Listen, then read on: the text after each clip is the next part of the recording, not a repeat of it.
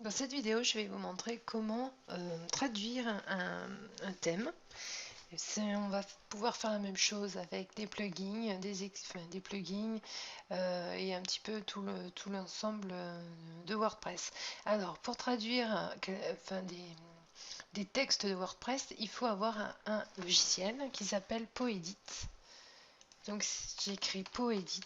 Poedit, c'est pour éditer les fichiers PO, puisque dans WordPress, les fichiers ont une extension .po. Donc, le téléchargement est gratuit, je vous invite à le télécharger. Donc ici, si je vais dans un répertoire avec WordPress, vous allez ici voir que dans Content, vous avez un répertoire langage. Et dans ce répertoire langage, vous avez donc, comme j'ai installé WordPress en français, j'ai des fichiers PO et MO. Alors, le fichier MO, il n'est pas lisible même avec un éditeur, puisqu'en fait, il se met à jour automatiquement par rapport au fichier PO. Donc, en fait, vous allez devoir créer un fichier PO et automatiquement, il va créer un fichier avec une extension .mo. Donc ici, dans thème, j'ai les traductions des thèmes et dans plugin, j'ai la traduction de Akismet. Si je veux créer une traduction, je peux ici aller à partir par exemple de 2012, prendre ici je peux faire une traduction en un autre langage, par exemple à partir du point .fr. Mais si je n'ai pas ici par exemple le thème que j'ai installé, je vais peut-être, il va falloir aller voir dans le thème concerné. Donc ici, on va traduire Gantry. Et dans Gantry, vous voyez qu'il y a un répertoire langage où il a déjà, en fait, il a préféré positionner ses traductions dans le répertoire du thème. Donc ici, on a la version Gantry en US, enfin en anglais, et ici on a un gantry.pot.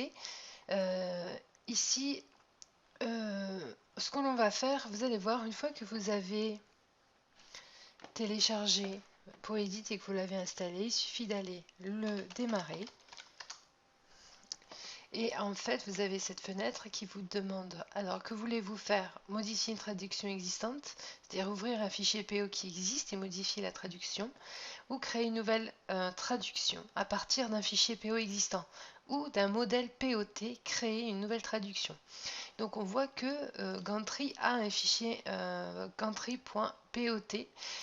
Donc ce thème a prévu un modèle pour les traductions.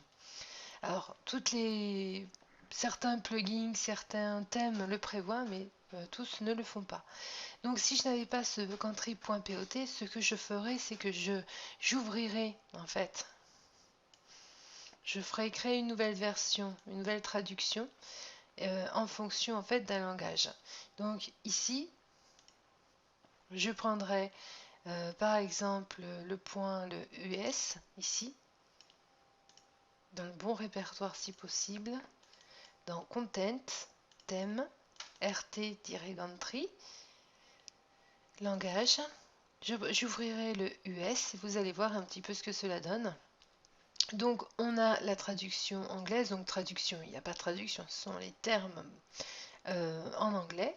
Et en fait, si je voulais créer une traduction en français, il faudrait que je fasse enregistrer, plutôt fichier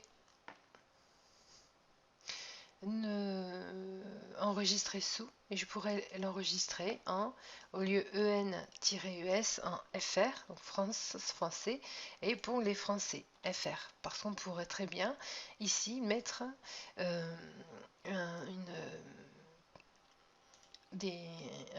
suffixe là par rapport à un autre pays. Comme l'anglais, il y a l'anglais US pour les États-Unis, Canadie, vous avez la même chose pour le Canada, etc. Donc là, je vais annuler puisqu'en fait, Gantry me permet d'avoir un fichier POT spécifique. Donc je vais le relancer. J'ai tout éteint. Je vais voilà, créer une nouvelle traduction à partir d'un fichier POT. Alors le dernier onglet ici, il faut avoir la version Pro pour pouvoir l'utiliser. Donc ici, je vais dans Content, Thème, Gantry, Langage et j'ouvre mon gantry.pot et il me demande quelle est la traduction que vous souhaitez faire. Vous voyez que vous avez le français Algérie, Belgique, Bénin, Burkina Faso, etc. Donc français sans rien, c'est le français de base. Je fais OK. Maintenant, donc j'ai tous les termes ici. Par exemple, si je prends title, j'ai le texte original qui s'affiche ici et je vais mettre ma traduction ici, titre. Et là, je voyais ici, à droite, c'est incrémenté titre. Alors, si je vais ici, sur ma démo de WordPress, je me connecte, je vais aller voir ce que je suis en train de modifier. Donc moi, en fait, ce que je veux modifier, c'est le thème Gantry, puisqu'il est en anglais, et ça peut poser des difficultés à certains utilisateurs. Donc voilà, vous voyez, Overview, Content, Style, Gizmo, Layouts, etc. etc. On va pouvoir modifier cela, Blog View, Page View, etc. Alors, Content, on peut chercher aussi en faisant CTRL F, j'ouvre une petite fenêtre et si je mets Content, suivant,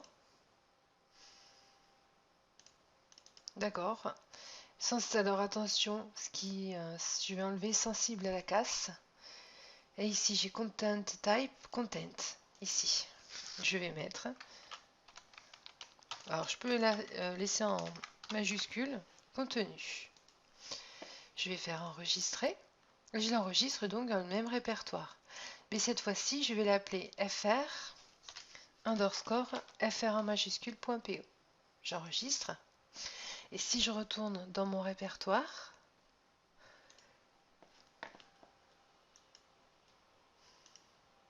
ici, j'ai bien deux nouveaux fichiers qui se sont créés, fr et fr.po et .mo qui s'est créé automatiquement. Alors maintenant, si je retourne sur mon site et je fais CTRL F5, j'ai bien ici ma traduction qui vient d'être effectuée. Alors je peux aller plus loin. Ici, Blog View, Page View, Post View, Catégorie View, etc. C'est l'aperçu, la mise en page du blog. Alors il faut trouver une bonne traduction. Mais c'est surtout ici les options qu'il est important de traduire. Par exemple, Show Post Catégorie. Je vais le copier, je vais aller le chercher ici dans Poedit. Il me l'a trouvé ici, Show Post Catégorie. Je vais mettre afficher la catégorie ou affiche la catégorie de l'article ou des articles. Essayez de faire assez concis, même si ce n'est pas toujours simple en français. J'enregistre et comme je suis sur un serveur en local, effectivement, je peux voir la modification s'effectuer assez rapidement. Voilà, affiche la catégorie des articles. Donc, on peut faire la même chose pour Read More, et là, on est vraiment en train de modifier le langage par défaut de Gantry. Suivant, lire la suite. D'accord ? Voilà, donc une fois que c'est enregistré, on n'a plus qu'à faire un CTRL S ou ici enregistrer pour enregistrer notre contenu. Alors, par exemple, ici, on va voir quand on a des pourcentages. Alors, les pourcentages, quand on a par exemple cette chaîne de caractères, ce qu'il faut, c'est absolument conserver les pourcentages tels qu'ils sont. Alors, par exemple, bon, name, et 2 points, je peux mettre nom de points. D'accord, ça c'est pas no, ça vous allez savoir faire, c'est non. Après, vous pouvez effectivement vous aider de Google Traduction, même si il ne faut pas faire confiance totalement aux traductions qu'ils vous donnent. Mais l'important, c'est que vous puissiez comprendre plus rapidement en fait ce que vous êtes en train de faire. Donc ici, comments are closed, les commentaires sont fermés. Par exemple, maintenant on a, alors leave a reply, laisser